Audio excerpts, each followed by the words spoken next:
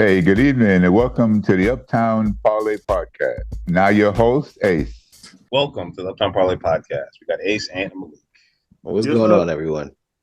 We are here for week 4 of the Pick'em show. We're going to be doing all 16 games, and I'd like to point out that we will be picking the England game, the London game we played in Tottenham.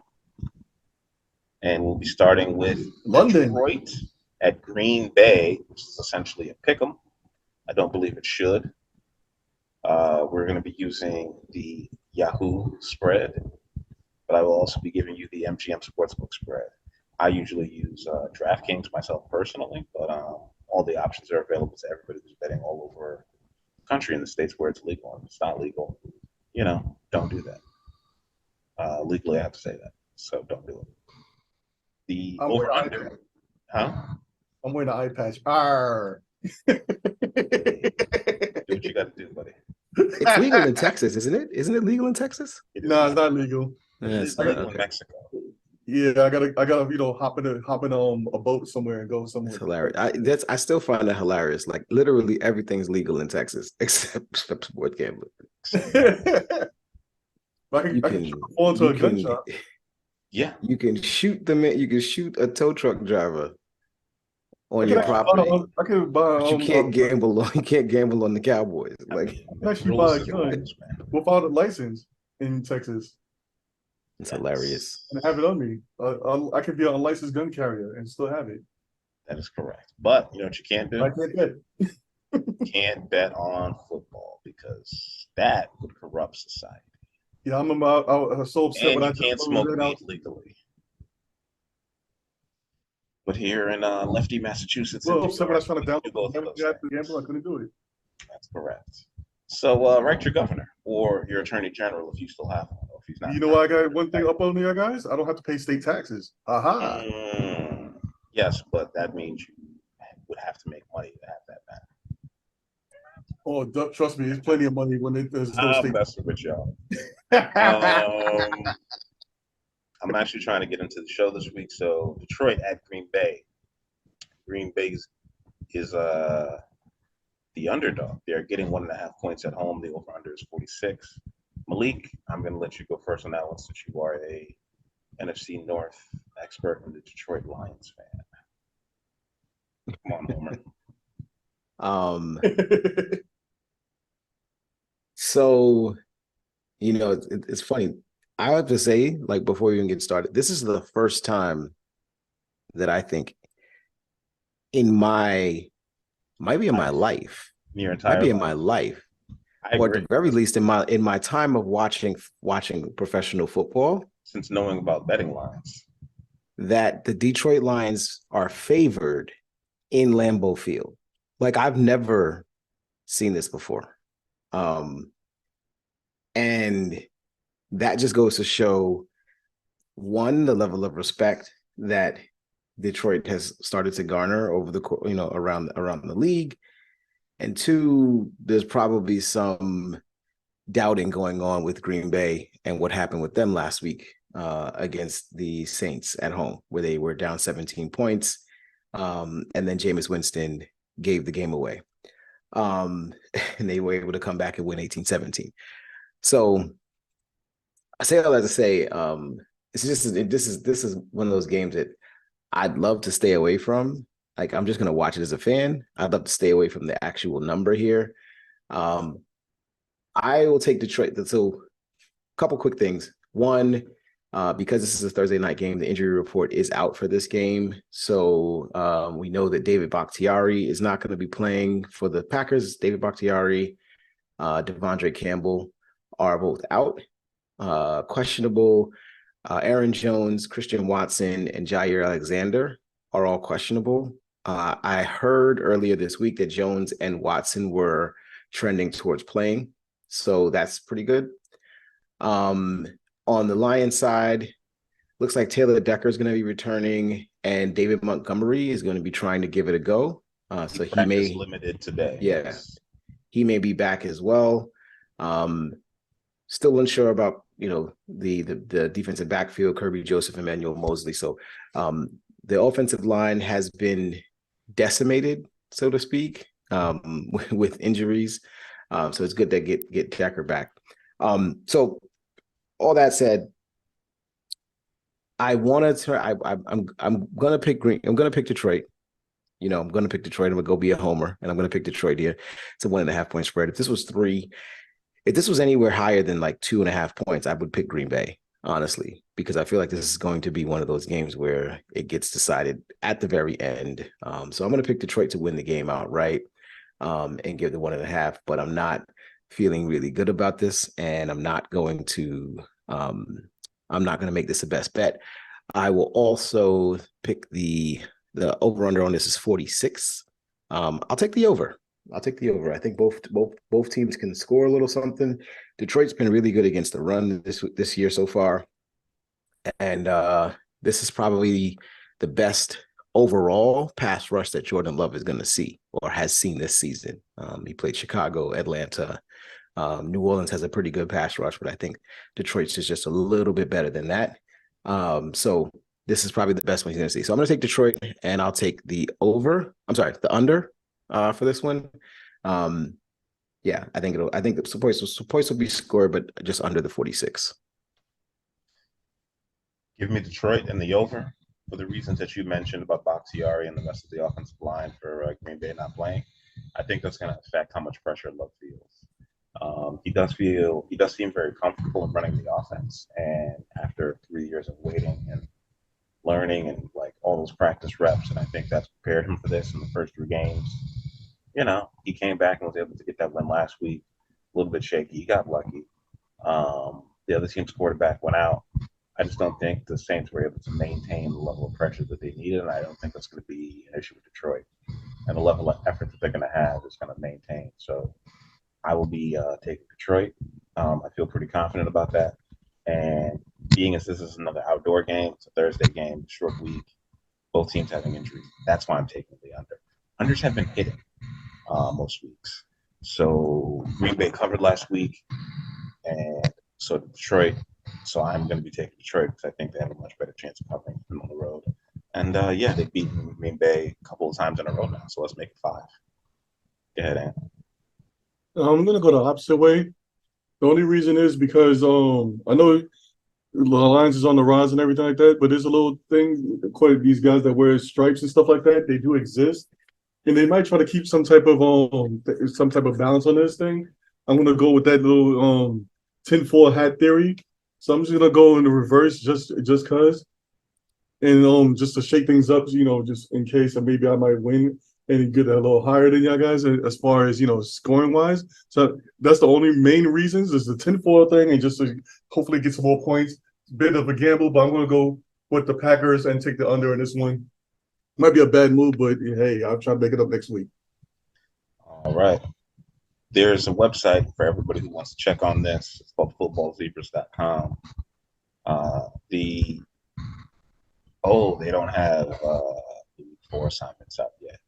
They really should. But it's called footballzebras.com. You can go on there and check that. It lets you know what the assignments are throughout the entire NFL season.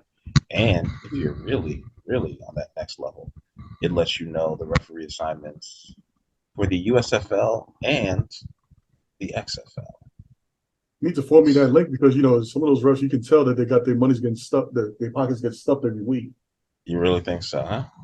Yep. Well, no one has I got proof of it when it comes to my Jets, but I'm not going to say nothing. Okay.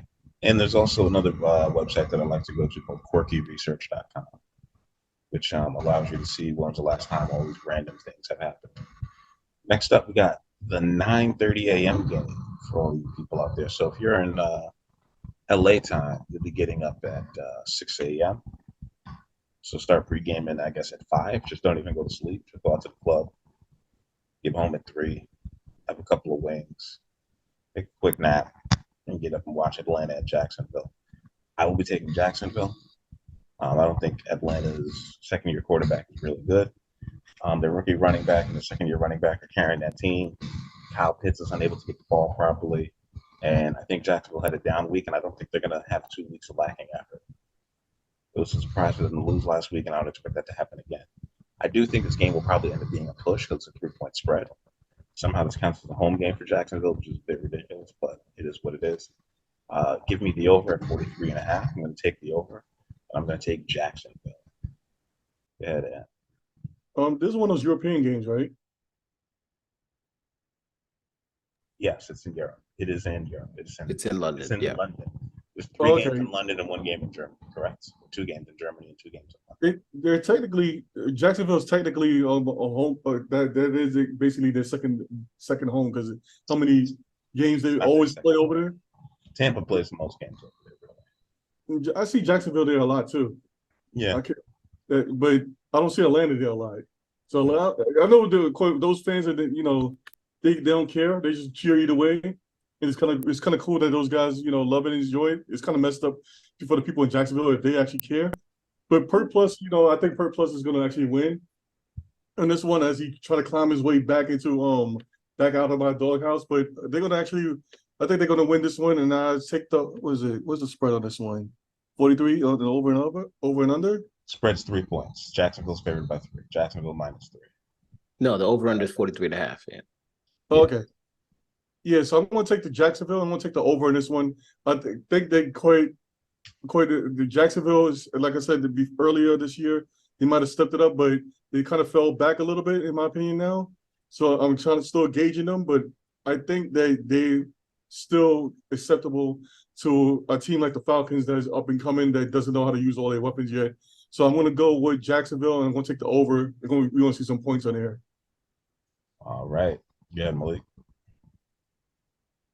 Yeah, it's interesting because Jacksonville is top 10 in the league right now in rush defense. They've only given up 84 yards a game rushing. And of course, we know that that's what Atlanta does. And that's Atlanta's bread and butter. But to date, they played Deion Jackson in week 1. They played Isaiah Pacheco / Clyde Edwards-Helaire in week 2, and Damian Pierce in week 3 on the Texans. So suffice it to say, they haven't played a running attack like this. Even though they're statistically really pretty good against the run.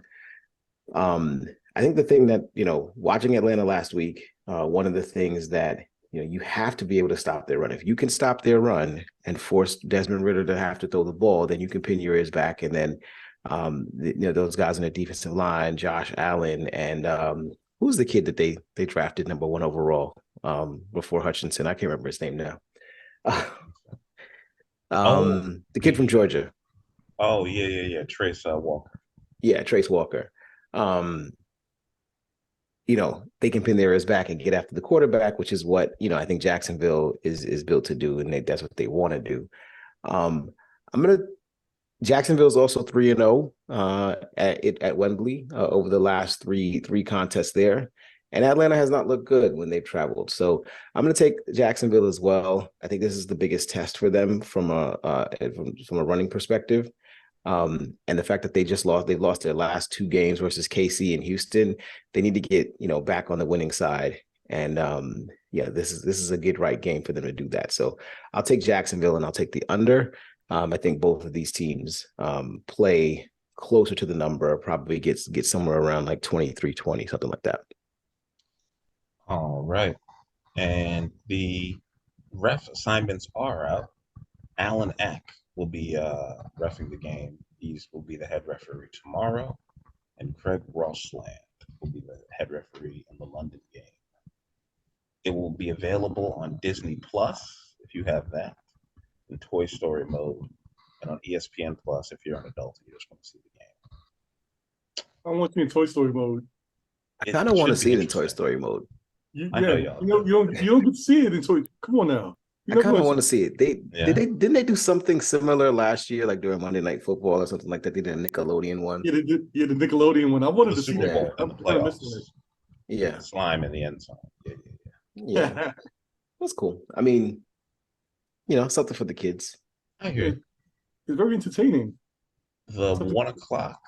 No, you're right about that. The 1 o'clock game of the week. Miami Dolphins at the Buffalo Bills. Ant, I know you have a lot of opinions about this. Go ahead. Well, I couldn't find a stat that I wanted to look for, but I definitely do know from the top of my head that this time last year, the Dolphins was basically had the same exact record and the same exact points that they had this year as last year. Anything can happen with them, and I'm not really. And it seems like people's already crowning them to be the AFC East champions, and maybe even go further than that. But Buffalo's been going up and down. They lost to the Jets, quite an emotional comeback from the Jets. Then they quite picked themselves up afterwards. This is going to be a very good battle that should have been flexed into what's the name, Sunday Night Football. But I'm going to take the Bills, and I'm taking the over in this one. I think the Bills is going to come back and establish their dominance because they have to do it. The thing is that the Bills is being threatened right now for the spot for the top of the AFC East that they've been holding on to that crown for a while. Miami's coming, but I think the Bills going to put them in their place. Okay. All right. I just want to mention this. Oh, this is my first lock of the week. Sorry about that. Oh, really? Okay. Yeah. This will be interesting because my first lock of the week is going to be Miami getting 3 points. And the reason why I'm doing that is because the Bills give up 110 rushing yards a game. They have gotten 12 sacks as a team, and Miami has gotten 8. Miami gives them 230 yards through the air, which is not great for a defense, and 130 on the ground. Average rush per play is about 4.5, and average QBR against them is 88. Against the Bills, interestingly enough, the average QBR is 54.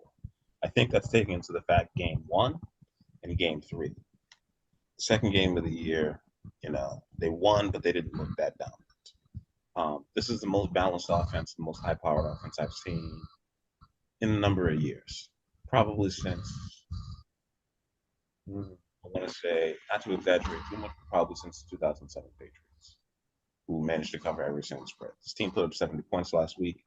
Obviously, I don't think they're going to put up 70 again, but their offense works, and it works well. Their third-string quarterback was able to get it going last year. Miami is 3-0 against the spread. The Bills are 2-1. I'm taking Miami getting points. I know that sounds nuts, but I'm going to take them getting points, and I'm going to lock it in my first lock of the week. They came through, and they keep coming through, so I'm going to ride that horse until it's dead.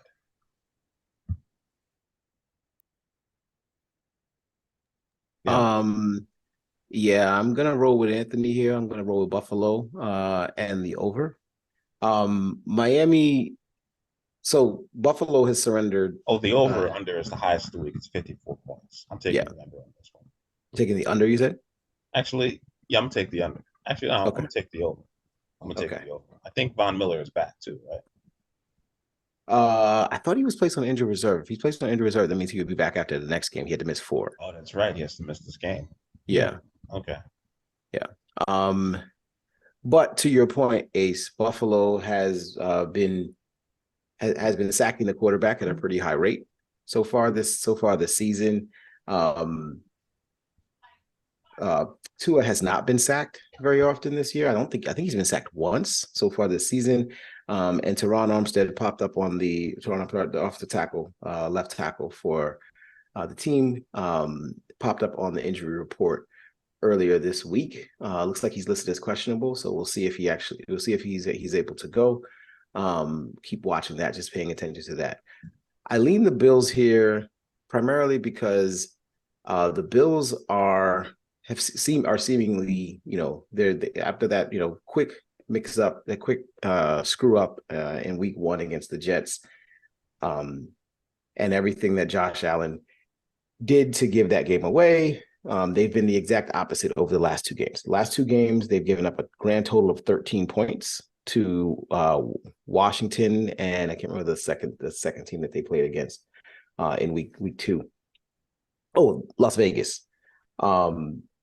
And although this is the best matchup, this is probably the best offensive matchup that they've seen or are going to see over the course of the season, this is a game they got to get if they plan on continuing to win the division outright and supplant themselves as the best team in this division. I think it's interesting that, so far the pick distribution on this is leaning heavily towards Miami. It's just a lot of people, a lot of people, really buying into the 70-point explosion that happened there. It's not going to happen. Minds think alike. That's not going to happen this time around. We already know The that. Bills was at Denver. We already know that. Not only are the Bills not Denver, the Bills will put together some scoring drives that will force Miami that won't allow Miami to just stay on the field and make, and make it into a track meet.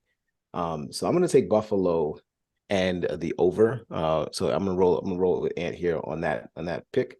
I think Buffalo can win the game outright. I think they should win the game outright. I think they're the better team overall, but I think if this game was played in Miami, I think it would play a lot differently. So take Buffalo, take the over, but no lock yet.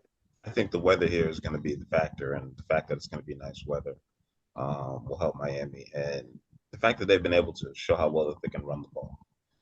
The defense is getting better slowly but surely, but after last week, I think they'll be locked in for this one. So I don't think either team's really going to let down. I'm gonna change my pick, and I think it's going to be I'm going to take the under, but I'm still taking Miami in terms of what I made. I'm just switching to the under.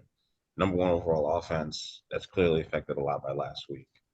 But 6 yards per rush, insane. 188 rushing yards per game. And they've only given up 1 sack. The only team to do that is Kansas City. So 2 teams have given up 1 sack. Moving on. We have Miami.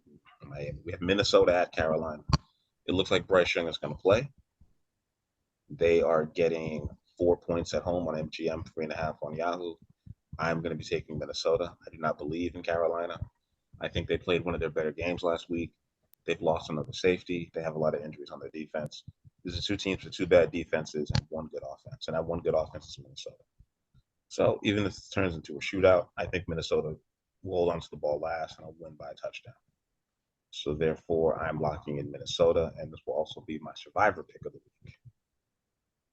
So, and Didn't Minnesota get a new running back last week? they did, and he will be playing Cam Akers. Yeah. So little by little, I think they're going to be moving him in, and that offense by actually establish themselves.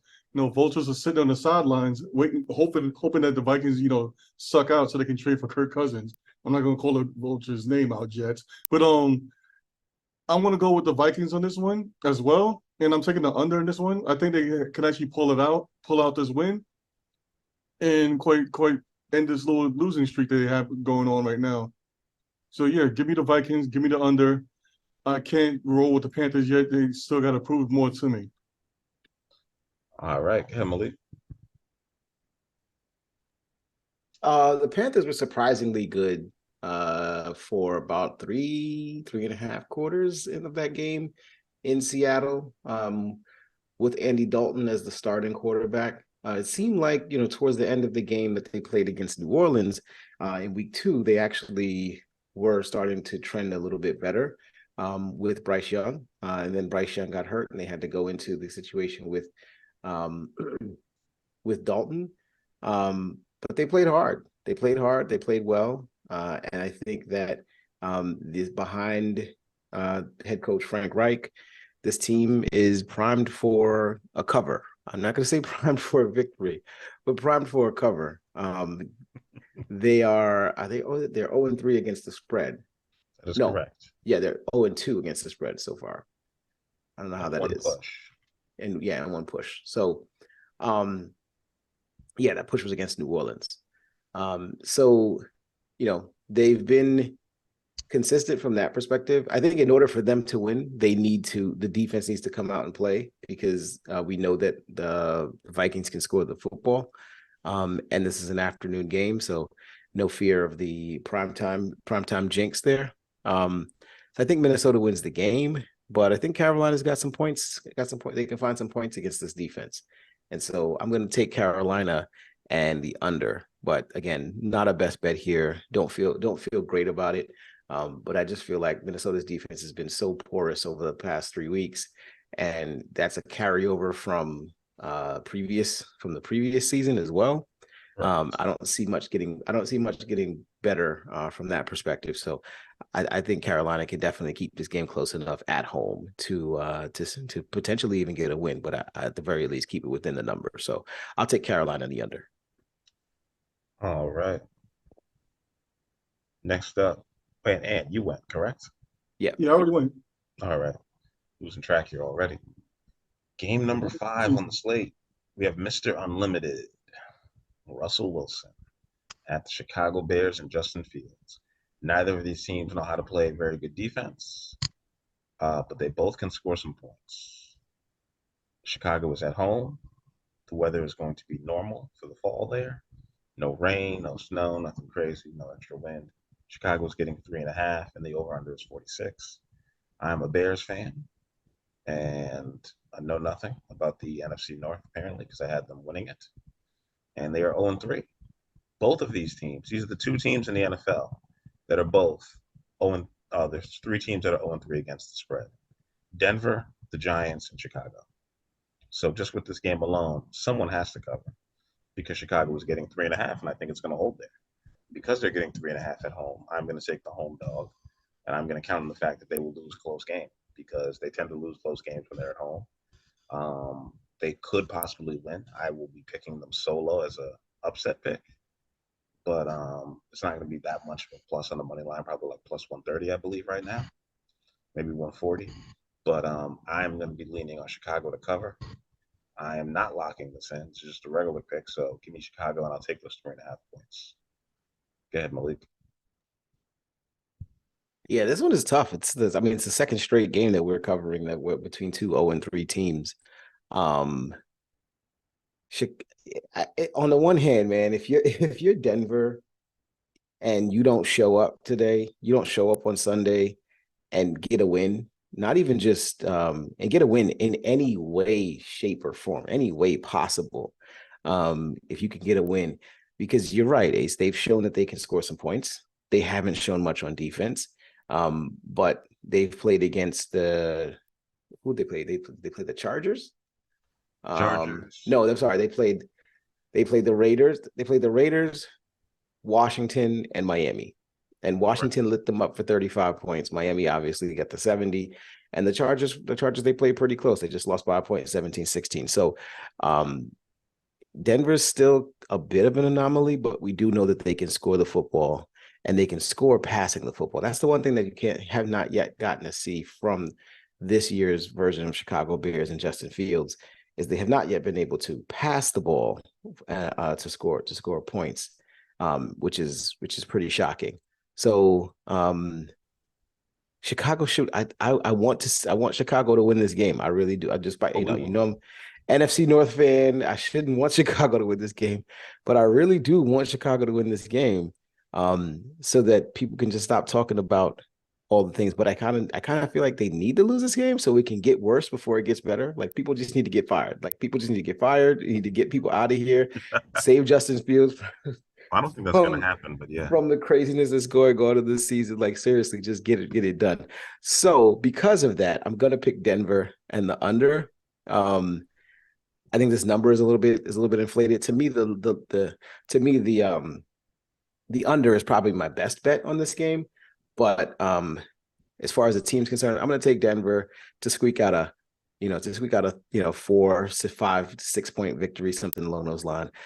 Something along the lines of like 20-13 or 23-13, something like that. I expect the victory on Denver's side just because they can score some points with Russ and that passing offense. Jerry Jeudy is questionable with the knee, so keep an eye on that. If he winds up being out, of course that hinders the passing offense in Denver a little bit. But if he's out there and he's playing, then Denver should be able to put up enough points to cover this line. Don't feel good about this, not locking it in, but Denver on the road gets to recollect themselves against an opponent that they should be better than. So I'll take Denver in the under. Good, Ant. What's the question? I just finished telling you. Next question. That was embarrassing and tough to watch.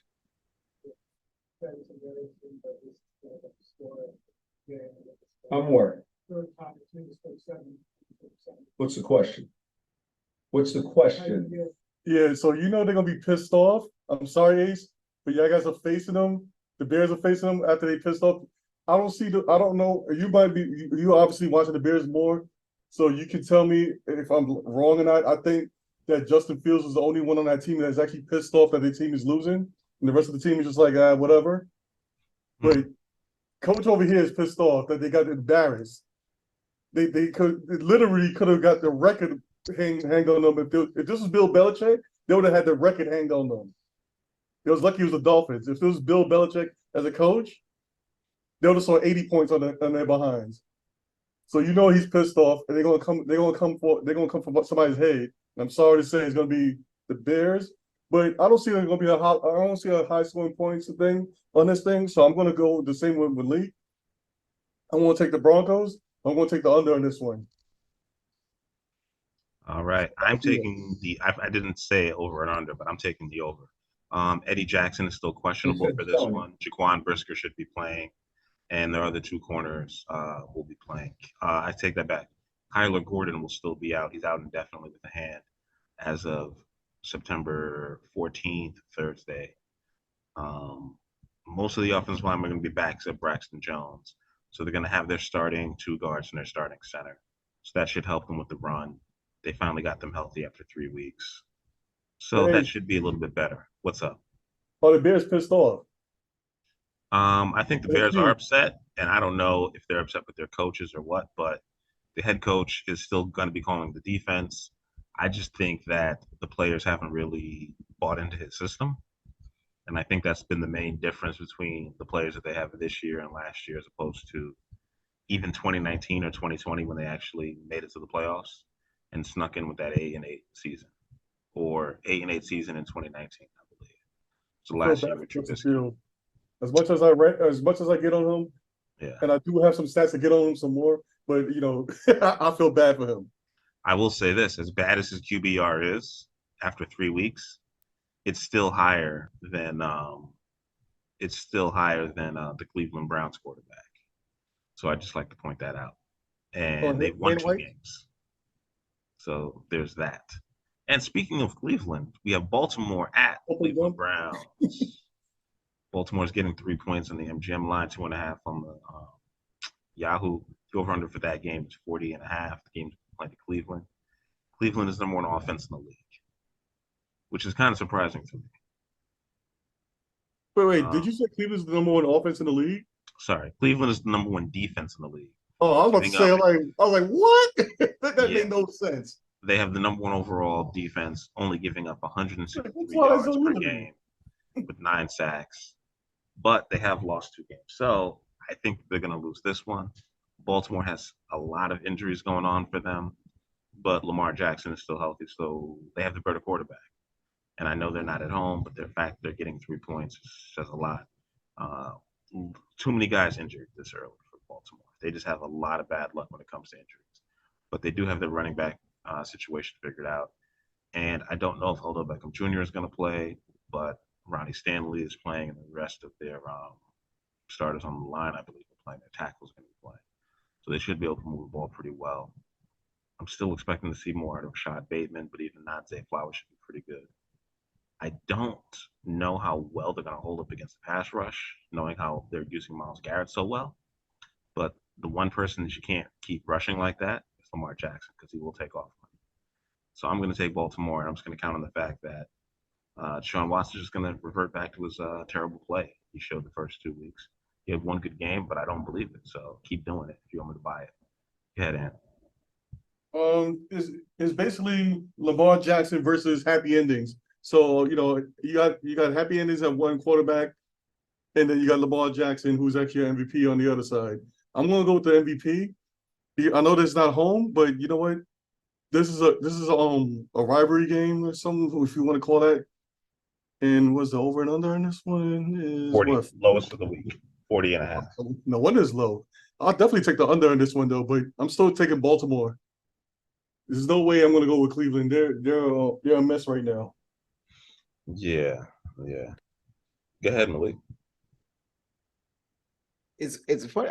I find it interesting that you guys made my arguments for me as to why you would take Cleveland in this game. How's that? Baltimore is extremely injured. Mm-hmm. At least four of their starters that you can count are either questionable or going to be out of this game. Correct. They just came off of a loss at home against the Colts team that was without their starting quarterback. So it's They not got like they lucky. actually the Colts did, but they got lucky because Justin Tucker missed like a 62-yard field goal at the end of regulation, which would have won the game for the Ravens. And then Indianapolis came down and Matt Gay that hit like 4 50-yard field goals in that game to win that game for them. But Baltimore coming off of a loss, and Cleveland played, not for nothing. Cleveland played their best game of the season, and they have the number one defense in the NFL. So everything trends towards Cleveland, holding fort and winning this game at home against Baltimore and 3 points is not a big amount to. I'm sorry, 2.5 points. You're not even giving up a full field goal yet on this game. So I mean, if you're betting MGM, you're giving up 3. But if you're not even giving up a full field goal in this game, I don't see a reason why. Baltimore is definitely trending down. I think they'll be much better when they're healthier, but Cleveland is trending up. I mean, I think that's the only thing that you could say about it is, I like to go with the dogs in AFC North battles, but I wouldn't be surprised if Cleveland could be 3-0. Let's keep it all the way real. They lost that game to Pittsburgh. They could have actually won that game if Deshaun Watson had played a little bit better. But in their 2 wins, they've given up 3 points. They gave it 3 points to Cincinnati, 3 points to Tennessee. So in their 2 wins, they've given up a total of 6 points. Play the under here. Cleveland's defense is legit. It's for real. And Deshaun Watson appears to be, at the very least, shaking off some of the rust and breaking out a little bit. Take the Browns at home. The only other note I'll make there is Jerome Ford, the running back, looked pretty good. He didn't look like Nick Chubb. Obviously, he's not Nick Chubb. They did not run the ball well as a team. And so they'll probably be looking to lean on that a little bit more and establish a little bit more in the run game, which forced Deshaun Watson to be more of a passer. He was able to do it against Tennessee. We'll see if he was able to do it against Baltimore. But expecting to lean on the run and to try to out physical a depleted Ravens team. So I'm going to take Cleveland, and I'll take the under in this game. Oh, before you go on Ace, yeah, Lee just mentioned 2 words that makes me put this as my second lock of the week. Nick Chubb. He's not playing. Yeah, that's why it's going to be my second lock of the week. You're locking in Baltimore. I love it. All right. Next up, we have Pittsburgh at Houston. CJ Stroud's looking pretty good under pressure. Houston is getting 3 points at home. The over-under is 42. I'm going to take the over. Houston played really well last week. It ended up being a high-scoring game. Pittsburgh is grinding out wins. Therefore, I'm taking Pittsburgh. I know it's a rookie. He's handling the pressure really well, but Pittsburgh has a really good defense. They got TJ Watt. They got Minka Fitzpatrick. Those 2 players, I believe in them over Houston. Houston is a good organized team, very well run team in terms of D'Amico Ryans getting his first win. But, coaching, everything else, everything being equal, Pittsburgh's going to get moved to 3-1, and Houston is going to move to 1-3. I'm going to take the over because the over-under is pretty low at 42. And Ant, who do you got? Wait, who you took? Took the Steelers. Okay, yes, that's why I decided to do this. No, not really decided to do this, but I decided to go the opposite way. I'm going to take Houston on this one. Sounds good to me. Yeah, but I didn't decide because of you, but I'm still going to go to Houston on this one. I think they actually proven to be a better team than people gave them credit for. Pittsburgh is still, in my opinion, is still going down little by little. Still got to see more out of them. I'm not really feeling them right now. But I want to take Houston. I'm taking them on the under in this one to win this. The one thing I will say is both of these teams have a negative point differential. So that is one thing that's kind of crazy. Go ahead, Malik. Yeah, that's one thing that's crazy. The other thing that's crazy is that CJ Stroud is the best quarterback of the rookies so far. He's had the best 3 games. He's been better than Bryce Young. I shudder to say he wasn't better than Anthony Richardson when they played. That's right. But Anthony Richardson got hurt, and so thus he wasn't able to finish the game. But CJ Stroud did have a very good game in the game against Indianapolis, even though they didn't win that game. I like how he's trending. I like how Houston's trending. I like how they're playing under DeMeco Ryans. And I think that they cover the number. To your point, Ace, Pittsburgh has been grinding out wins, has been playing, the type of football, that type of bend don't break football that just gets you victories and keeps you in contention. But really, there's nothing impressive about the way that they won football games. Najee Harris hasn't looked good. They haven't been able to run the ball very well. They haven't passed the ball very well over the first 3 games. Kenny Pickett looks like he's taken a couple of steps back at the very least. So there's nothing exciting about Pittsburgh. They're going to win with their defense as they've normally done. And I think Houston is just has a little bit more offense that they can stay with the Steelers a little bit.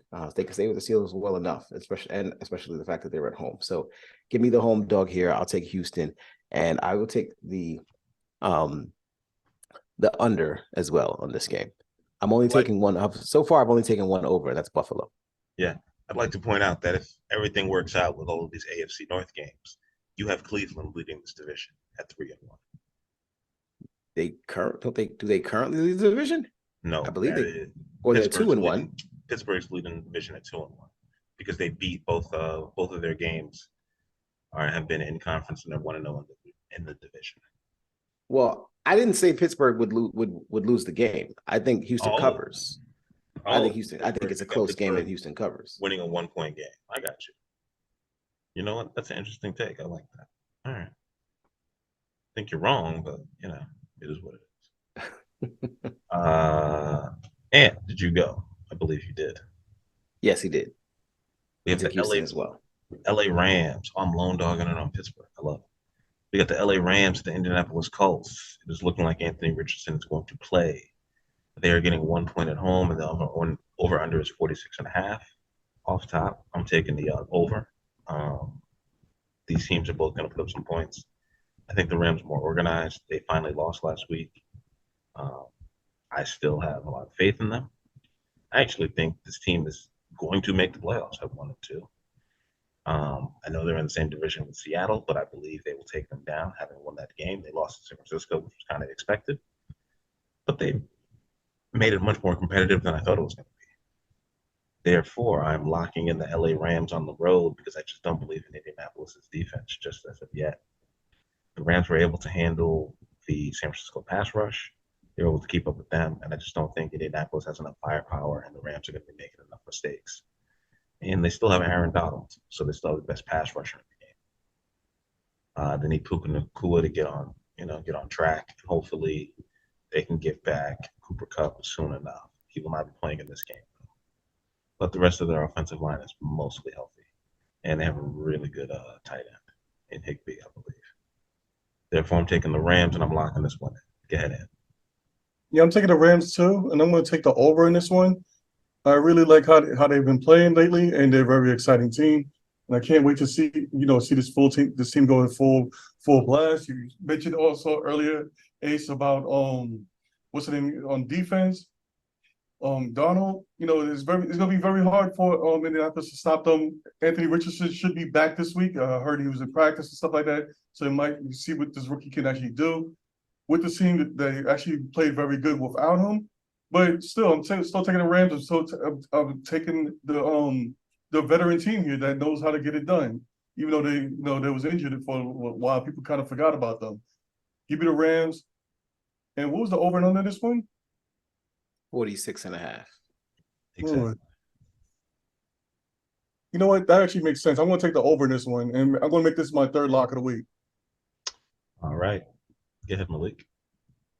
Hey, a shared lock. think we're all locking in the Rams this week. It's gonna be my first lock of the week. It's gonna be the Rams.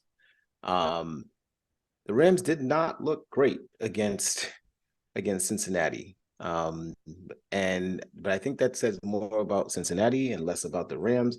I mean, the thing that we know about the Rams is if they don't turn the football over, i.e. Matthew Stafford, they're going to be in most games.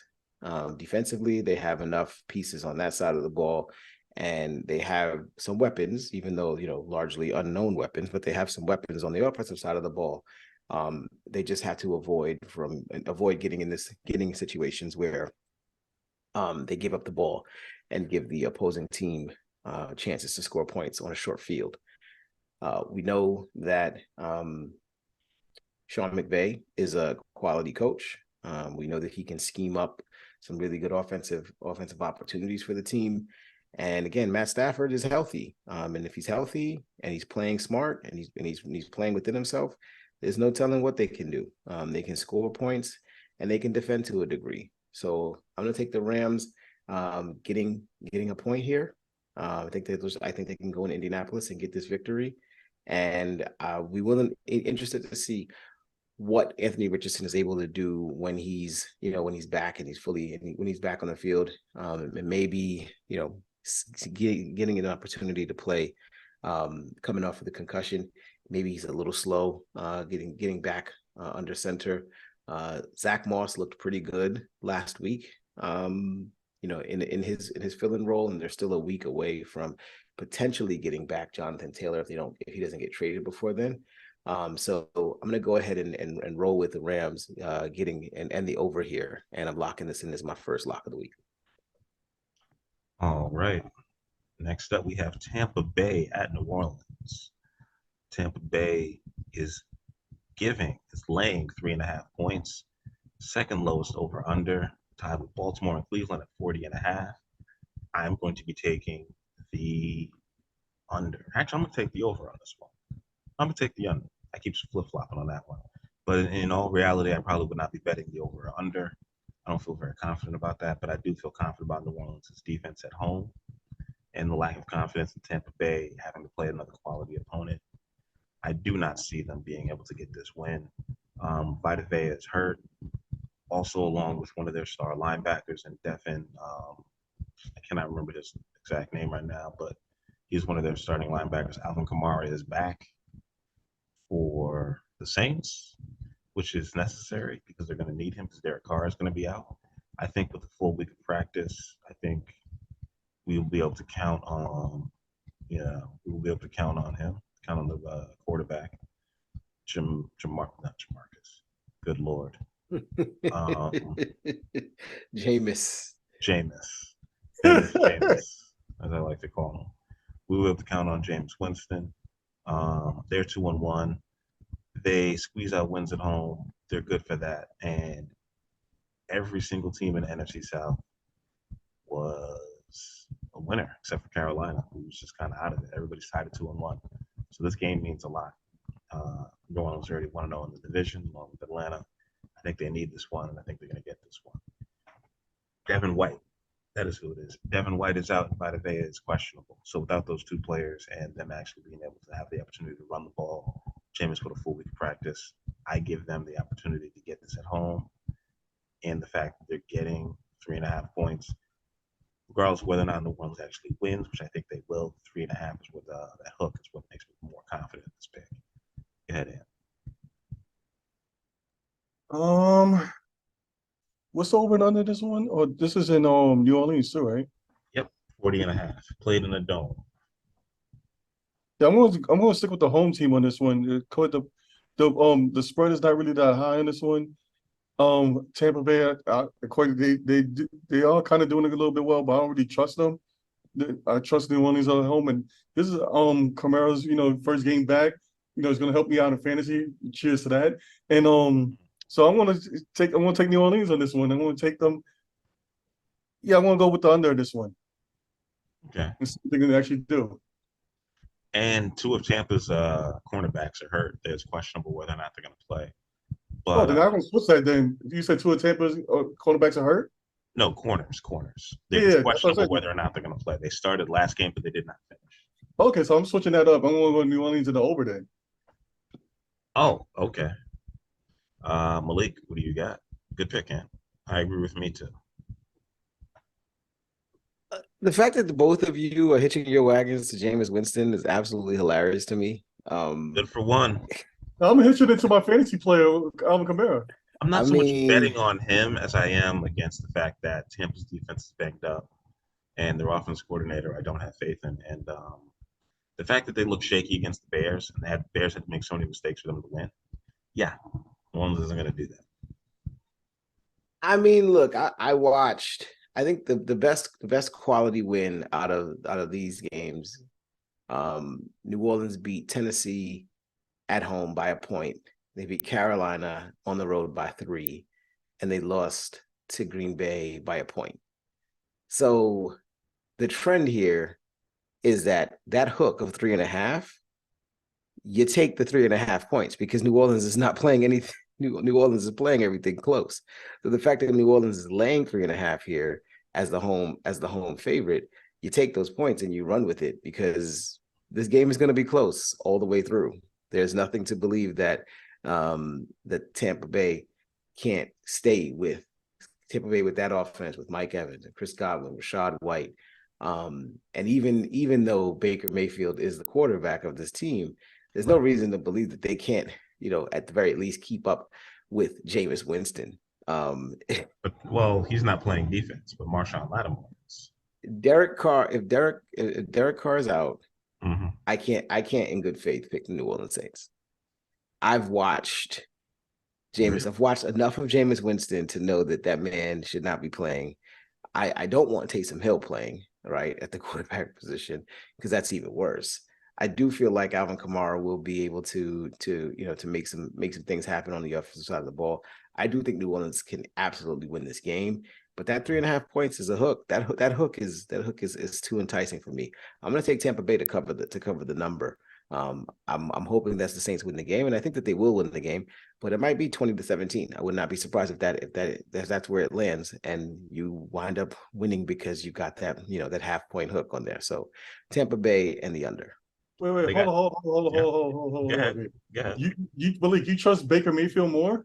No, I don't trust either one of them. What I'm saying is New Orleans has played close games in all 3 of their games. They don't score enough right now with Jameis Winston to keep any team from being able to play with them. If you can run on them, you can keep the score close. I don't think Baker Mayfield is a good quarterback, but Baker Mayfield has good weapons. He has Chris Godwin. He has Mike Evans. He has some decent running backs back there. So all he has to do is not make the mistakes. And he's got a mistake-prone quarterback on the other side. But the thing is that Baker Mayfield is technically the white James Wilson, whatever his name. But if you want to call him that, that's perfectly fine. But Jameis Winston is still there. But the thing is that Jameis has the same type of weapons. He has a running back now. Kamara is back. He has the wide receivers. You got Chris Olave. You got Mike. What's the name? You got the what's the name? Tight end, whatever. Thomas. Michael Thomas. You got the tight end, whatever. He got basically the same thing. They basically even. I will never. On this team. That's why I go home team. Jameis Winston was spotted Jameis Winston was spotted 17 points in the third quarter and couldn't get 3. All he needed was 3. Didn't the defense also give up 18? But you got to remember but all he needed was 3. He got a 7. When you spot a man a 17-point lead, and you tell him, just don't lose us the game. Just don't lose us the game. I think Alvin is a big X factor in this. You got to put in there. What I will say is this: the fact that Kamara's back, he's been healthy, he's having a chance to rest because he was suspended, says a lot. The fact that Vita is questionable, that helps my case, and the fact that both of their starting corners were hurt and questionable, even if they're healthy enough to play this game, it's not like the Saints' wide receivers are just terrible. They got Olave, they got Shaquille, they got Thomas. And again, you guys aren't hearing me say that they're getting 3.5. So what you're saying is they're giving 3.5. No, the Saints are getting that. No, New Orleans is the favorite. New Orleans is the home favorite. They're giving 3.5. That's all. I'm just saying I think they'll cover. I would not bet New Orleans is going to cover. Yeah, I would not. I would not bet Tampa Bay. Minus 3.5. That's crazy. I think New Orleans should win the game. Listening to this in Louisiana, calls him and texts him and tells him that he's a hater. Look, I believe New Orleans will win the game. I just don't think it'll be by more than 3.5. Sorry. This week by 2-point conversion. That's what you're saying. Look, the same quarterback, same yes. We'll flip the coin like, all right, whatever. I think Taysom Hill. They use Kamara as a decoy. Taysom Hill runs the game-winning touchdown. That's my prediction. Bet him for the last score of the game, probably like plus 1,100. Washington, Washington. Also, do not pick either of these teams if you're trying to make it in your survivor pool. Washington at Philadelphia. Philadelphia keeps trying to give games away. I think this is a 4:00 game. I'm not exactly sure. Philadelphia. That's a 1:00 game. It's a 1:00 game. Philadelphia is favored by 8.5 points, 43.5 over under. I could see this easily going over just by Philly beating the brakes off of them. Washington's defense has been up and down. That push on the 1-yard line is unstoppable. People are debating that again and whether or not that should be illegal. The almighty push. The almighty push is working for them. Great offensive line, two really good wide receivers. Jalen Hurts has not been throwing the ball really well, so that is giving me a little bit pause about them being able to cover this. They are at home, but that is a big spread. That being said, I have no faith in Washington. And after them just getting obliterated last week, I feel like I have to take Philadelphia. But I will tell you this, I will not be betting this game on any of my tickets next week. That's for damn sure. Philadelphia, I expect to stay undefeated. But give me them to cover. They've been 2-0-1 against the spread. They covered against, so far, pretty big spreads. They pushed on 1-6 against Minnesota, so I'll stick with Philly to just beat the brakes off of Washington. Go ahead, Ant. There's 3 guarantees in life: death, taxes, and Jalen Hurts running the quarterback sneak. But the thing is that just like how I can say from my from experience from the Rex days, whatever, when he used to run the ball, whatever. Stop it, motherfuckers. That's basically what they're saying. Stop it. Nobody's stopping it right now. So I can complain about it all I want. That's gonna always be there. Looking at this, whatever, I'm definitely gonna take Philadelphia on this one. There's no way I'm gonna go against the NFC the NFC champions here against Washington, the team that's in their own division. This is gonna be a good game, but I'm gonna take Philadelphia. Give me the what's the over and under this? 43.5. Yeah, I can see it. I can see this being an over game, but this is in Washington. In Philly, I'm taking the over. It's in. Yeah, I hate to do this, but I'm gonna have to agree with you, Ace. I'm taking the over. This is in Philly. The Philly fans are gonna go ballistic, especially they hate Washington Commanders or Washington Redskins or Washington they're the commies. Football teams or whatever they're gonna be named sooner or later. But I'm gonna go with Philadelphia in this one. Give me the almighty push and the over. All right. Before Malik goes, I'd like to point out the 2 wins that Washington has over Arizona, which was a comeback, and over Denver, which was also a comeback. So I'd like to point out the 2 teams that they've beaten are the 2 teams that we have the least faith in, outside of the Chicago Bears, the entire league, and the Carolina Panthers. So those were who their wins against. And the one good team they played, they got mollywopped last week, 37-3. Go ahead, Malik. Mollywop. Yeah, all of that, everything you said, Ace, is why I'm taking Philly the over and I'm locking them in as my second best bet of the week.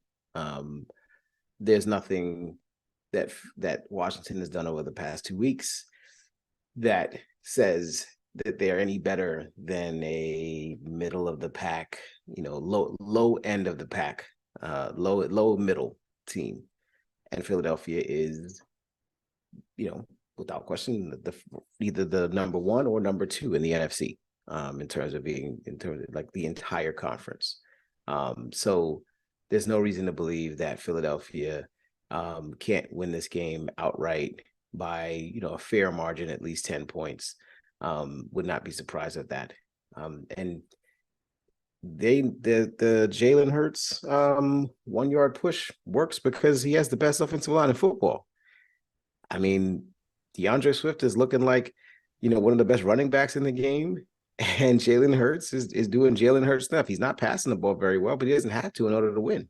So yeah, I'm totally with Philadelphia, rolling here in a divisional matchup against Washington, and holding down the fort, holding on, getting the 4-0. So I'm going to take Philly, and again, this is my second lock of the week. Well, before we go any further, I just want to throw something that's off topic. Well, it goes according to our first game, whatever. It just popped up on my feed. Christian Watson is gonna actually be playing. Does that change any of y'all guys things? Nope. No. Yeah, I said that when we first were talking about it. The All right, only I just thing making sure that because this just popped up on my phone, so I just wanted to pull that out there for everybody so you can know that we're staying ahead of times, even though this is gonna come up on Thursday, I believe, or Friday, whenever Ace posts this. this will come out on Thursday. This is more about the fact of what Green Bay is dealing with up front on their offensive line and on their defensive line. So it's just the fact that I think Detroit is going to have the better offensive line and the better defensive line. And I think that's going to be the key factor in the game. And both of their running backs are healthy. If Aaron Jones plays, he'll be playing with a sore hamstring, and I think that'll limit him what he'll be able to do for their offense. Christian Watson is a good deep threat, but you can't go throw deep bombs in every play. All right, just keeping us all up to date here. I appreciate that. Next Anytime. coming up, we got Baltimore. We have Cincinnati, Baltimore, Cincinnati Bengals, the Tennessee Titans. Neither of these teams have looked good, except Cincinnati in that last win. Tennessee snuck a win. I mean, they almost beat New Orleans by only kicking field goals. They beat the Chargers somehow because the Chargers always go 4 on 4th. That was their highest yards per attempt in terms of passing. Every other game has been 5.8 yards or less. His quarterback rating was 62.8 against Cleveland. Their defense was just terrorizing Tennessee. Joe Burrow is clearly not healthy. Every week he improves. The fact that this is a Sunday game gives him a little more time. Derrick Henry is not 30 yet, but he just not seemed to be able to run the ball well. The only team he was able to run the ball against was Chargers. The fact that this spread is Tennessee getting 2.5 and they're at home makes me want to take them because somehow I feel like if they do keep this close, which they have been in most of the games, they could somehow lose this by 1 point with the odd number of field goals and extra points and whatever they've managed to do. So I'm going to be taking Tennessee and getting those 2.5, and I'm going to take the under on this one, 41.5. I just don't expect Burrow to be that mobile, and I expect them to pressure him as much as possible. For the Cincinnati fans out there, I'm sorry. Well, I'm gonna say for the next thing, those uniforms are ugly. They should never be worn again. I do apologize to all Cincinnati fans out there, but the white stripe stuff, no. But anyway, as far as for this game is concerned, I do not trust Tennessee yet, like Ace does. I don't know why he's trusting them. They seem like a backwards type of team to me, and still don't know why Hopkins went there. But anyway, I'm gonna go with Cincinnati. They look like they was coming back to life, and I think they're gonna keep that up. So I'm gonna go with Cincinnati, and I'm taking the over in this one. I think they're gonna start showing some firepower starting this week. Well, it's carried over from last game, but you're gonna start seeing some firepower as far as scoring some points with his team and his wide receivers here. So give me Cincinnati, give me the over. They're gonna march into Tennessee and beat the brakes out of them. And this is gonna be, I think it's my fourth lock of the week. Fourth? That is correct. Okay, yeah, I'm going with fourth. And then I got my fifth one coming up soon. All right, Malik. Yeah, this is your fourth. This is my third lock of the week. I'm rolling with Cincinnati as well. They looked really good against the Rams, mostly on the defensive side of the ball. Hendrickson was able to get after the quarterback, put pressure on Matthew Stafford, and make him force some throws into some bad situations. And they were able to come away with a couple of interceptions in that game that helped them lock it down and seal the deal. I don't see a reason why they can't do the same thing against a Tennessee team that's not playing really well so far. And Ryan Tannehill's not a very good quarterback. Like he's just not. He's not playing very well right now, and he hasn't been, fantastic throughout most of his career. He's kind of been mid for his entire career, and now he's actually taking a step back. Hopkins is looking like he should have gone somewhere else. If the opportunity presented itself, he should have went somewhere else. Derrick Henry is looking like he looks fine, but he's running against a wall of of defenders, and he's just not as maybe he's just not able. He's not as strong at this point. Maybe just the like combination of hits that he's been taking is now taking its toll, and he's not as strong to the hole, and he's going down a little bit easier than previous. I don't necessarily think that's the case, but I just think that they're seeing so many defenders in that box against him, and they're bringing so much pressure and forcing Tannehill to throw the ball on third and long, and Tannehill's just not getting it done. Until I see Tannehill actually get it done, I can't actually speak to Tennessee doing anything of any merit. Ace, you mentioned Joe Burrow. I think the biggest problem that I saw from him is his inability to push the ball down the field. You're not seeing Cincinnati get big chunk plays anymore. Between Jamar Chase and T. Higgins and Joe Mixon in that group, you're just not seeing them get the big passing plays that they're used to getting because he just can't plant and push off that right leg with that calf injury. But as long as he stays healthy, this team is much more talented than Tennessee and should be able to win the game on the road. So I'll lay the 2.5 points and I'll lock this in Cincinnati in the over. All right. And the over-under on that one, remind everybody, is 41 points. Yeah. The first 4 o'clock game we're covering is Las Vegas at the LA Chargers. The Chargers are at home. And they are 5.5-point favorites. The over-under is 48. I'm going to take the over. Jimmy Garoppolo is out for the Las Vegas Raiders. Chargers they are without Mike Williams, who tore his ACL, unfortunately. I'm assuming everybody went out and picked up either Parham or the other wide receiver. I forgot his name, but I know I had him last year. Something with a P. I want to say Pelham, but I don't even know if that's correct. They still have Herbert, so they have the best quarterback.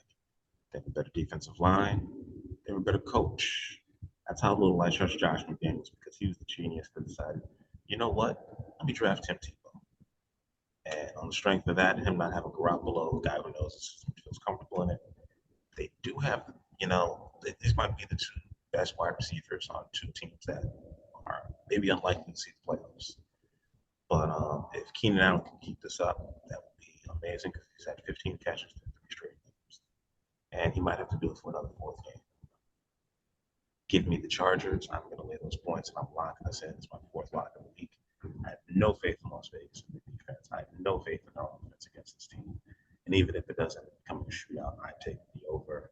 And I'm going to have a whole bunch of single game parlays on this. I think Austin Eckler is coming back for this one. If not, I still expect more from Josh Kelly. Just give me, and also my prop bet on this one is going to be Herbert to throw for more than 3 points and 2 TDs. And what do you got? You know who else doesn't trust the Vegas? Devontae Adams. After I've been seeing him going off a little bit lately on there, he won't be asked out and get traded to Detroit. He might get asked out. He's going to get traded to somewhere. He's definitely not going to be with Vegas for a while. He's going to be gone soon. So, and I don't trust that coach. He should. This is the 3rd time that he has an opportunity coach. 2nd time he actually took it. He should not even been given this many chances. Most coaches would have been gone out the league by now. But yet this dude is still around destroying teams. So I'm going to go the other way. This is the first. I actually think this is the first time I'm actually choosing this team, and this is rightfully so, deservedly get choosing. Give me the Chargers, even though they've been losing their games. They have their little fun times over there. I'd rather be in that dysfunction than being with the Vegas people. And Vegas can take to the bank on this one, but give me the Chargers and give me the over in this one. I'm definitely liking that over and under. I'm taking the over in this one. It's going to be quite a little bloodbath over here, especially with the Chargers being at home. Go ahead, Malik. I'm taking the Chargers. I don't like it. Staley is an idiot. They should be 0-3. They should not have won that game against Minnesota last week. They should be 3-0, you mean? They should be 0-3. Oh, wow. They should be the best 0-3 team you've ever seen in your life. Like, honestly speaking, like the talent is there. They have all of the weapons. Sucks that Mike Williams is down again for the season. It seems like he just gets hurt. He gets hurt a lot. And so it sucks that he's not going to be able to play for the rest of the season. With Eckler coming back or potentially coming back this week, that definitely helps their offense. The Raiders, they're just blah, right? The Raiders have just been a really blah team for the last couple of years, but even worse now that Jimmy Garoppolo is not going to be there. I don't even know who their backup quarterback is. Who is the backup quarterback for the Raiders right now? To be completely honest, your guess is as good as mine. Eckler says out indefinitely, but I heard a light he's a former New England player. And Derwin James is also possibly out. Wow. Yeah. So we have no clue who Jimmy Garoppolo's backup is. It could be Josh McDaniels for all I care. Honestly speaking, I don't know where to land here. I don't like this pick. I'm not locking it in, but there's no reason to pick the Raiders here. They're on the road. They don't have their starting quarterback. Yep, I was right. Former New England person, Brian Hoyer. Oh, Hoyer? Yep. Oh, yeah. Yeah, 37-year-old Brian Hoyer. They're turning to Brian Hoyer this week. Yeah, okay. We'll go ahead and say that the Chargers are going to win this game. And if the Chargers find a way, if the Chargers find a way to lose, it's not surprising because their head coach is horrible. Somehow, but they shouldn't lose. Will have 3 touchdowns in this game, and they'll win by 3, and I won't cover. But I'm still taking the Chargers. Sorry, go ahead. Is he on this team? Max Crosby is also questionable with the knee injury. Oh, that's even worse. if he's out, this number is going to inflate. I believe this number will inflate if he's out. Yeah, I'm sticking with my pick of the Chargers. I'm glad I locked it in. They'll win by a touchdown. I have faith. They'll go for it on every 4th down and get all with no rush. 4th and 19 on their 10. That's right. They'll just go like it's Madden. Just throw it up to Keenan. New England at Dallas. Dallas is favored by 7. Over-under is 43. I'm going to take the under. New England's going to fight them to the death for every single point. I'm going to take New England. Somehow Dallas will win this game.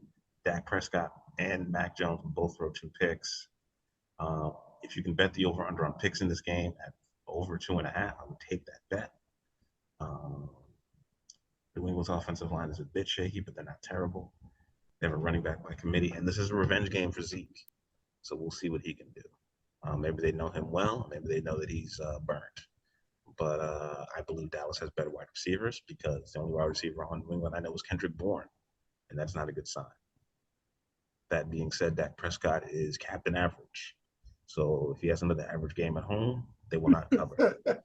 Give me New England, and you can go ahead with that one. I'm gonna take. Did you just call him captain average? That's who he is, man. He's the Mendoza line. It's the Prescott line. He's the average of average quarterbacks.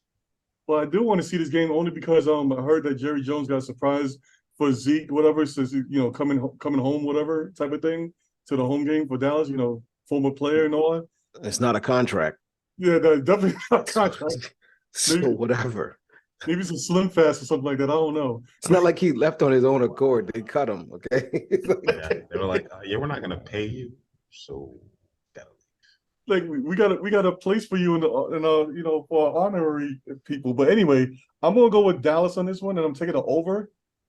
New England is not facing against Zach Wilson, who couldn't see open players to actually win the game last week. This is definitely a different team. He might be captain average, but Dak Prescott can actually pass the damn ball, and he doesn't see ghosts and stuff like that.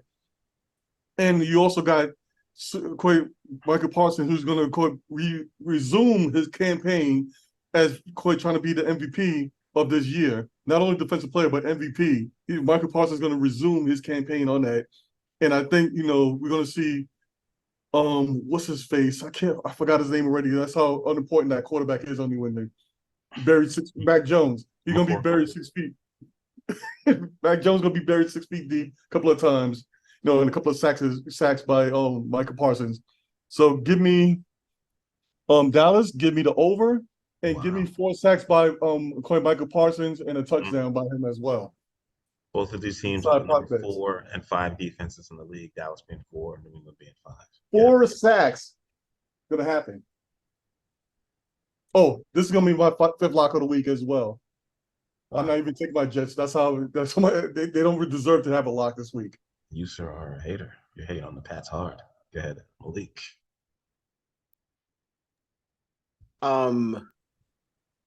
So the Cowboys have faced the Giants, the Jets without Aaron Rodgers, and the Cardinals. They managed to lose one of those games. The Patriots have faced the Eagles and the Dolphins and the Jets, which they won that game. Mm-hmm. Patriots barely against the Jets. They barely beat the Jets, but they could have won that game against Miami. They lost that game by a score. The most points they scored in the game was 20. And they lost the game to Philly by a little less than a score. Correct. Philly is better than Dallas. Philly is better than Dallas. New England has a good defense and should be able to keep this game close.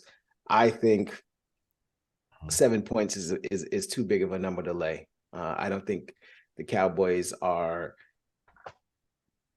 shown themselves. I mean, I know going into that week 2 game against the Jets, I said that we didn't see any holes in them, and we didn't see any holes in them until they played Carolina, and then we saw a lot. So clearly, Dallas is still trying to figure things out, and New England is the type of team that can make it very, very, very difficult on you to figure yourself out, to figure your shit out, because they just know how to play, right? And they know how to play, and they don't make a lot of mistakes on the field. Bill Belichick definitely has those guys playing at a high level, not making mistakes and keeping the score close. So if that's anything to be said for that, I think Belichick over Mike McCarthy, and New England's able to keep this within the 7 points. So I'm going to take New England and the under.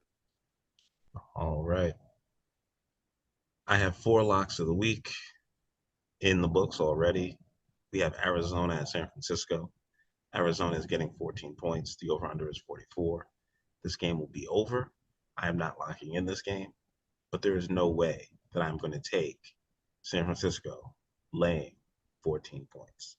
If they lose a game that they're not supposed to lose, it will be this game. I don't know why. It just will be. Josh Dobbs will somehow engineer a victory. He will figure out the trajectory and the angles that he needs to throw the ball at to get it over the defense and to his players and somehow win. That being said, I'm taking Arizona because they're getting 14 points. This is a college football line. This is the kind of line that you get when Louisiana Lafayette, as it used to be known, is playing LSU, okay? And they're both undefeated somehow in like week 9. I'm taking Arizona. This is a professional football team. They have some respect for themselves. This ends up being a push. It's a push. But this is way too many points. This is insane. But it's definitely going to be over. So I would bet the over on this one. Everyone's going to get to score a touchdown on both sides. Go ahead, Ann. Arizona might be a professional team, but this is still San Francisco. They can plug in plug in Kermit the Frog at the quarterback and still win this game. So I'm going to go with San Francisco and give me the over. They're going to smash the crap out of them, beat the snot out of them. This is at home. Arizona's going to leave bloody, and they can't come back. Anyway, I don't know what to say there. Give me San Francisco. Give me the over. And that's really it. Next game. Arizona's 3-0 against the spread. Go ahead, Malik. Don't care. Yeah, Arizona's played well. And San Francisco's defense has been okay, but they haven't been, that game against Pittsburgh, notwithstanding, when they dominated Pittsburgh in week 1. They played the Rams in week 2 and failed to cover the spread against them. They did cover the spread against the Giants, but the Giants obviously were without Saquon Barkley, coming off of a big win on a short week. And then traveling to the West Coast again. So I don't really put much stock into that. The Niners are not dealing with any major injuries, although both Debo Samuel and Brandon Ayuk have appeared to be questionable. We'll see if they actually wind up suiting up. I would be surprised if they don't. Of course, if one or both of them don't, obviously it makes it a lot more difficult for Brock Purdy to operate. And the Cardinals have shown that they can get after the quarterback a little bit. They can make some things happen from that perspective. So for that reason and that reason alone, I'm rolling with you, Ace. I can't stand 14-point spreads. You give me 14 points, I'm gonna take it. I'm not locking it, but I'm definitely gonna take it. So I'm gonna go ahead and take those 14 points, and I'll take Arizona in the over. It's just nuts. It just makes no sense. I get that they're going to San Francisco, but like this is a division rival. Like they care about this game. They care. They're not just going to get blown out, and they've shown to be competent and much better on defense this year. Somehow, without without Watt, without I don't get that. They got better on defense without probably first or second best defensive player they've ever had in Arizona Cardinals history. It's wild. Well, Watt retired, so. No, I know, but that's what I'm saying. Like he retired from the NFL after like 13 years, but like somehow the defense is playing better this year, and they beat up on the number 4 defense in the league, which is Dallas, who clearly has a really good defense. So if they can solve Dallas, they'll maybe be able to solve San Francisco. Who knows? Kansas City going to New York, going to the New Jersey Jets. They're the New Jersey Jets now because they are 1-2. They're getting 9.5 points at home. The fire has been lit behind Zach Wilson. I don't care what that old man has to say in terms of Broadway Joe, his total QBR is lower than Tim Tebow's career QBR.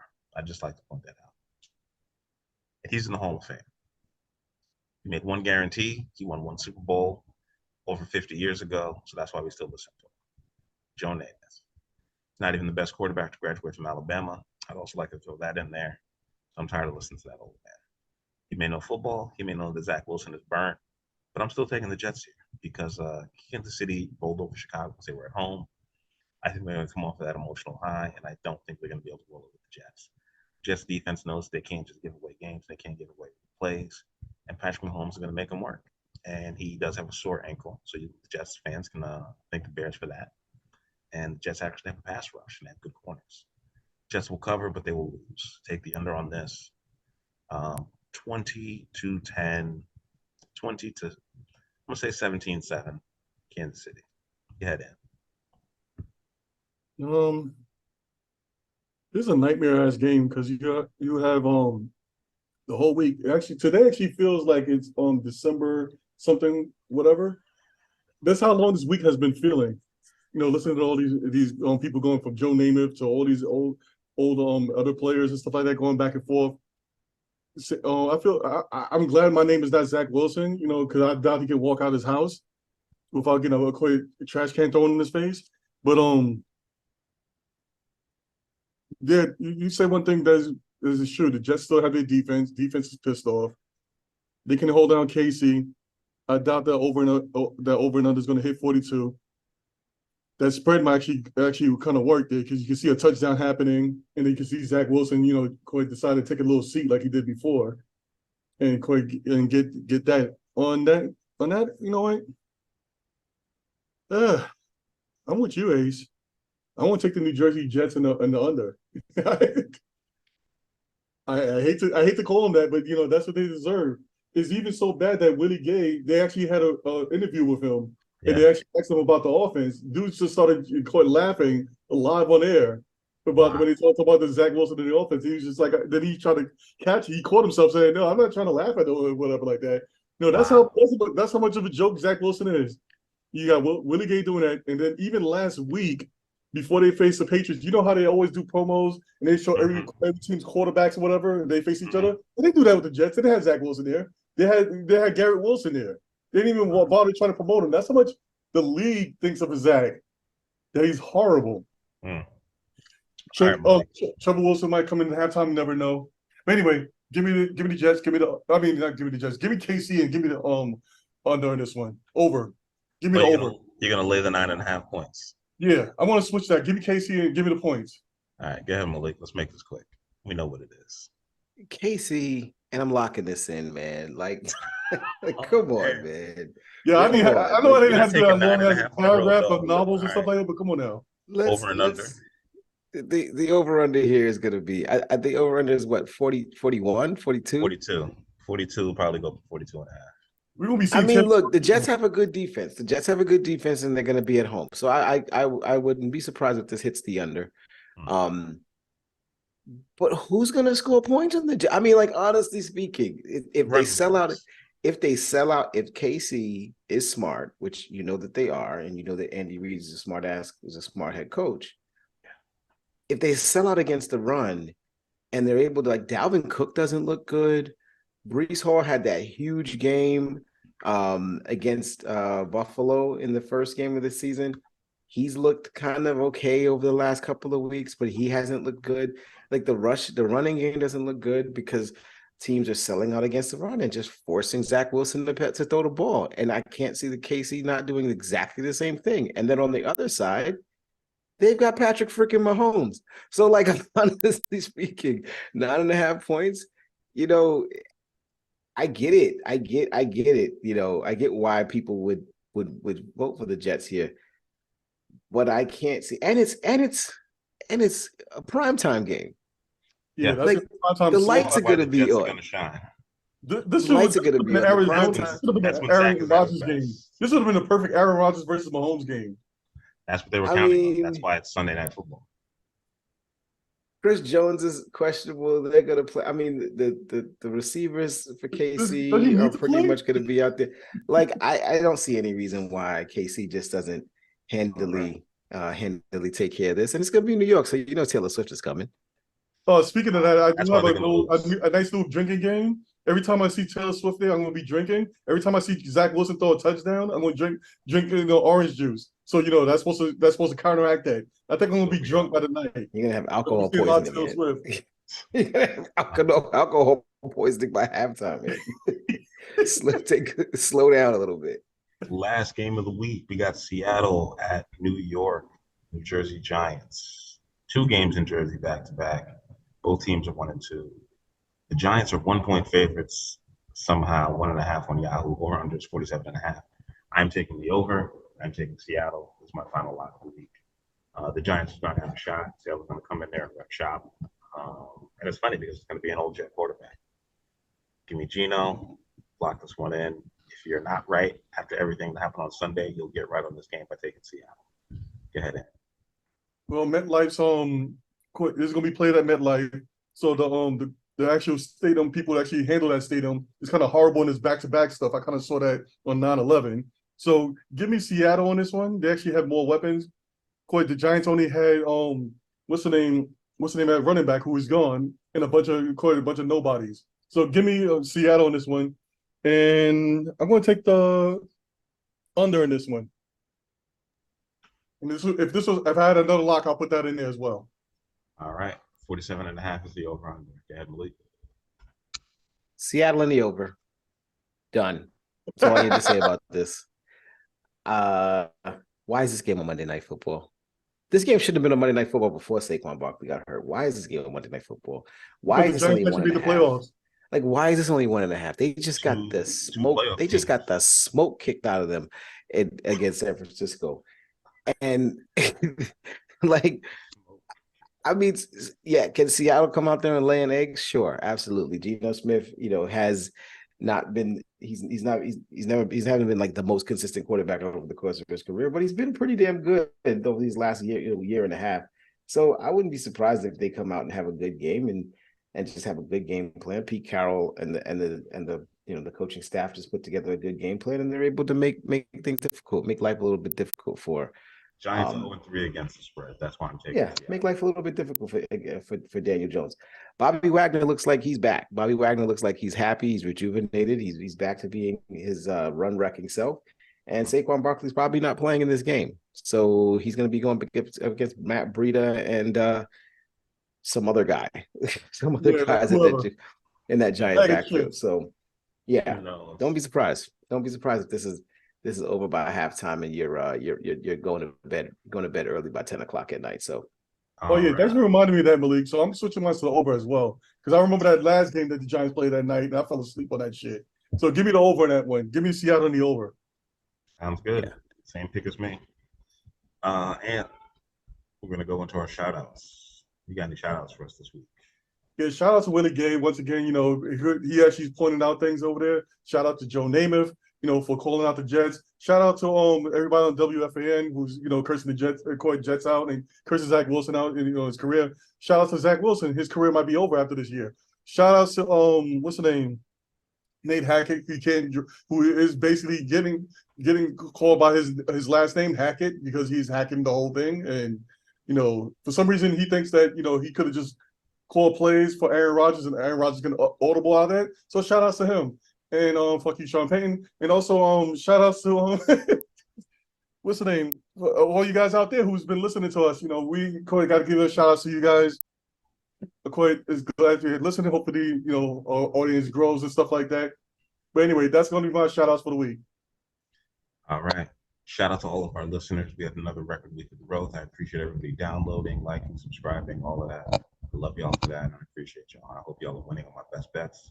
Recap it last week. Me and Malik are killing it. Anthony's doing pretty good as well. And overall, we're doing all right. I will be posting the college picks of the blog. And shout out to my Bears, who are going to give Russell Wilson another loss. Super competitive dude and Super Bowl champion and future Hall of Famer. But this ain't on him. He didn't play defense. He didn't give up 70 points. Shout out to the Dolphins putting up 70. Shout out to the Chicago Bears for still having that all-time record. And even if they had gotten a field goal, they wouldn't have had the record. They would have had a tie. Which is kind of like when the Patriots had an undefeated season. They didn't win the Super Bowl. Not the same thing. Either you have it or you don't. And the Bears did in the championship game, so it just makes more. So shout out to them. Shout out to Chicago for winning this game. Shout out to pettiness of the GM of the Portland Trailblazers of not trading Damian Lillard to the team he wanted to go to and sending him to Milwaukee. As a Knicks fan, I'm pissed, but as a Knicks fan, I'm also happy because Miami did not get what they want. So I'm enjoying those sweet, sweet Miami Heat fan tears. Malik?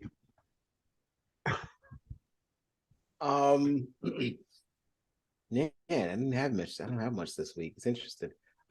Shout out to Christopher Mad Dog Russo, who went on a huge rant earlier this week, or actually earlier today, about not being a Swiftie and how much he absolutely hated all of the shots of Taylor Swift in the Kansas City. Why would he be a He's in his 70s, I guess. He's but just the fact that like the man, I mean, but he it's hilarious because he sounded like an old man, but like one of us at the same time, because all he wanted to do was watch football, and all he wanted to do was watch damn football. He didn't care. Well, you're the Bears fan, so I'm sure you didn't mind it. There wasn't much football being played on the field with your Bears like that week. But he went off, and it was hilarious. Shout out to him for that rant. Once again, whenever he's on his Wednesdays, it's fun. Shout out to the Pat McAfee show. I actually like this show. Pat McAfee is a pretty funny dude. And what's interesting is that for a show that comes on at noon on ESPN, it's on their flagship station, he gets away with some S-bombs in that show. He gets away with some cursing on that show, and they don't bleep him. So shout out to ESPN for finally getting with the times and actually allowing somebody to speak his mind and saying, hey, you know what? You got to be vulgar. Go ahead and be vulgar. They wouldn't let anybody else do that. They didn't let Levitard do it. But they let Pat McAfee do it at noon, nationally televised. This is not like it's on ESPN2 or anything like that. This is straight up ESPN on their network. And he's dropping some S-bombs, but he's a cool cat. And Anthony, if you're able to listen, while you're at work, I think it's either Tuesday. Yeah, I think it's Tuesdays or Wednesdays. Aaron Rodgers is still doing his weekly spot on the show. Yeah, on the show where he gets his opportunity to speak his mind. And he was kind of funny in the clips of that stuff. I'm not gonna lie. Yeah. Shout out to Mike McDaniel. I don't know if you guys saw I had no shout outs. What's going on? There was one other one. Shout out to Mike McDaniel. I don't know if you guys saw the clip of him walking into Dolphins practice on, I think it was Tuesday, just kind of dancing and sauntering in. I posted that sauntering into Dolphins practice. It was pretty funny because it's one of those things where if you take a look at the guy, you realize like he is the nerd. He is the nerd that runs the team. He has no football. He has no bone in his body that can play the sport, but he thinks the sport very well. And so he's got all of these guys. So he's the guy that was doing the homework for the football team He's the And now man. he got to be the coach. He got to be the coach. If you're So a you know superhero, what? he's the man in the truck. Shout out to him because he basically made the Dolphins Broncos game into a game of Madden. They scored 70 points. He dialed up any play and every play he wanted to. And he made the old ball coach and Sean Payton look like just an old coach, and made them look horrible.